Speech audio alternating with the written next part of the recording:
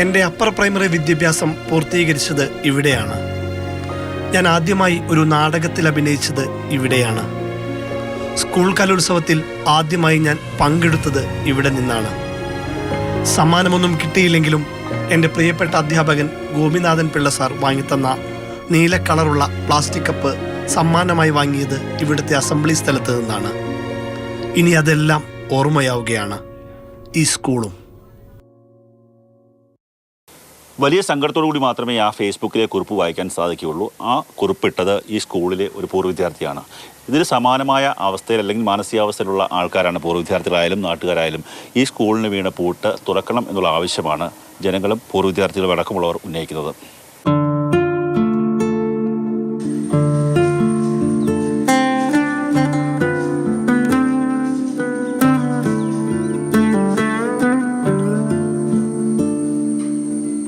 ശ്രീകൃഷ്ണ വിജയം LP school, SKV UP school എന്നാണ് ഞാൻ വിളിക്കുന്നത്.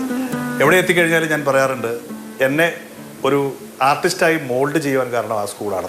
ആദ്യമായിട്ട് എനിക്കൊരു സമ്മാനം കിട്ടുന്നത് ആ സ്കൂളിൽ നിന്നാണ്. എന്നിലൊരു കലാകാരനുണ്ടെന്ന് തിരിച്ചറിയുന്നത് ആ സ്കൂളിൽ വെച്ചിട്ടാണ്. ഒരു പൊതുവിദ്യാലയത്തിൽ പഠിക്കുക എന്ന് പറയുന്നത് ഏറ്റവും ഭാഗ്യമുള്ള ഒരു തലമുറയുടെ അസുലഭമായ നിമിഷങ്ങളാണ്. ആ ഭാഗ്യം കിട്ടിയ ഒരാളാണ് ഞാൻ. എൻ്റെ വീട്ടിൽ നിന്ന് ഏകദേശം 2.5 കിലോമീറ്റർ നടന്നാണ് ഞാൻ സ്കൂളിൽ പഠിക്കാൻ പോയിക്കൊണ്ടിരുന്നത്. ഈ ഒരു നടത്തിയിൽ എല്ലാവരും ചോദിക്കും, എപ്പോൾ സ്കൂൾ കഴിഞ്ഞടാ, പഠിത്തം അങ്ങനെയൊക്കെ ഉണ്ടാ, ഇന്നയാളുടെ മോനല്ലേടാ എന്ന ചോദ്യങ്ങളും കൂട്ടുകാരോടുള്ള കളികളും അടിപിടികളും അങ്ങനെ ഒരുപാട് മനോഹരമായ ഓർമ്മകൾ നൽകിയ ഒരു സ്കൂൾ, ഒരു പൊതുവിദ്യാലയം കൂടെ പൂട്ടിപ്പോവുക എന്ന് പറഞ്ഞപ്പോൾ വളരെ സങ്കടം തോന്നി. 88 വർഷത്തെ ചരിത്രമുണ്ട് ഈ സ്കൂളിന്. പല തലമുറകൾക്ക് അക്ഷര വെളിച്ചമേകി. കുട്ടികളുടെ കളിച്ചിരികളും കലവിലകളും ഉയരേണ്ട സ്കൂൾ ഈ പുതു അധ്യയന വർഷത്തിൽ മൗനത്തിലാണ്. തുറക്കാത്ത ക്ലാസ് മുറികൾ,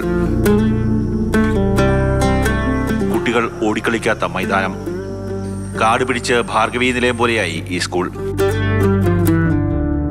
പലപ്പോഴും ഈ സ്കൂളുമായിട്ടൊരു അടുത്ത ബന്ധമുള്ള ഒരാളാണ്. ഈ സ്കൂളുമായിട്ട് എനിക്ക് 25 വർഷത്തെ പരിചയമല്ല, ഈ സ്കൂളിന് വേണ്ടുന്ന എല്ലാ കാര്യങ്ങളും ചെയ്യാനും എല്ലാം ഞാനുണ്ടായിരുന്നു. ഇവിടെ ഈ സ്കൂൾ നിലനിൽക്കണം എന്നുള്ള ഒരു താല്പര്യമാണ് ഈ നാട്ടിലെ എല്ലാ ജനങ്ങൾക്കും. ആഗ്രഹം അതാണ്. മാനേജ്മെന്റിലെ തർക്കമാണ് സ്കൂൾ പൂട്ടാനുണ്ടായ ആദ്യ കാരണം. സ്കൂളിന്റെ അവകാശികളായ 7 പേർ തമ്മിൽ തർക്കമുണ്ടായി. തർക്കം രൂക്ഷമായതോടെ കുണ്ട്ര വിദ്യാഭ്യാസ ഡയറക്ടർ സ്കൂളിന്റെ മാനേജർ സ്ഥാനം ഏറ്റെടുത്തു. സ്ഥിരം അധ്യാപകരുടെയോ താൽക്കാലിക അധ്യാപകരുടെയോ നിയമനം ഉണ്ടായില്ല. ഈ വർഷം പ്രധാന അധ്യാപിക വിരമിച്ചതോടെ ഒരു സ്ഥിരം ജീവനക്കാരൻ മാത്രമായി സ്കൂളിൽ. ഇതോടെയാണ് കുട്ടികൾ സ്കൂളിൽ നിന്ന് TC വാങ്ങിപ്പോയത്. വർഷങ്ങൾ വഴക്കമുണ്ടെങ്കിലും എൻ്റെ അച്ഛനും അമ്മയൊക്കെ ഉള്ള കാലത്ത് മുതലുള്ള സ്കൂളാണ്. ഇപ്പം മാനേജ്മെൻറ്റിൻ്റെ കുഴപ്പം കൊണ്ടാണ് ഈ സംഭവം സംഭവിച്ചിരിക്കുന്നത്. ഇത്രയും നല്ല സ്കൂൾ നമ്മുടെ നാട്ടിലുള്ള പിള്ളേർക്ക് വേറെ ദൂരെ പോയി പഠിക്കാതെ ഇത്രയും നിലനിർത്താൻ വേണ്ടി നമ്മൾ നോക്കുക. ഒരു നാടിനെ ആകെ വിദ്യാഭ്യാസത്തിലേക്ക് കൈപിടിച്ച് നടത്തിയ സ്കൂളാണ് അടച്ചുപൂട്ടിയത്. അടുത്ത അധ്യയന വർഷമെങ്കിലും സ്കൂൾ തുറക്കാനുള്ള നടപടി മാനേജ്മെന്റിന്റെയും വിദ്യാഭ്യാസ വകുപ്പിന്റെയും ഭാഗത്തു നിന്ന് ഉണ്ടാകണമെന്നാണ് നാട്ടുകാരുടെയും പൂർവ്വ വിദ്യാർത്ഥികളുടെയും ആവശ്യം. പക്ഷേ അത് സാധ്യമാകാൻ കടമ്പകൾ ഏറെയാണ്.